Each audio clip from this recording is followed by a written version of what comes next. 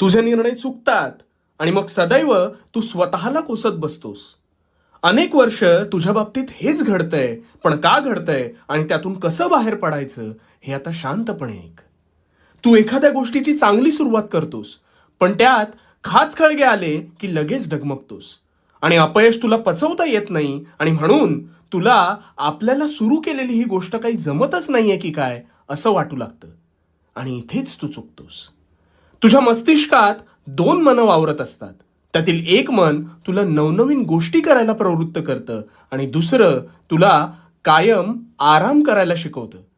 म्हणजेच तू आठवून बघ, कधी कधी तू एखादी गोष्ट चांगली करायची ठरवतोस पण त्याला मुहूर्तच मिळत नाही. सतत उद्यापासून करू असं तुला एक आराम स्वरूपी मन सांगतं आणि तू क्षणाचाही अवलंब न करता ते ऐकतोस आणि तिथेच फसतोस. अरे कुरुक्षेत्रावर आम्ही अर्जुनाला काय सल्ला दिला होता? जो स्वतःच्या तत्वांशी प्रामाणिक राहतो तोच हे जग जिंकतो. त्यामुळे आजपासून तुला प्रगतीपथावर मार्गक्रमण करायचं असेल तर तुझ्या मनाला लागणारी वाळवी ही कधीच स्वीकारू नकोस. आणि एकदा का निर्णय घेतलास की झोकून दे. मग बघू तुझी प्रगती कशी होत नाही ते. आणि भिवू नकोस, भिवू नकोस, मी तुझ्या पाठीशी आहे. भिवू नकोस, मी तुझ्या पाठीशी आहे.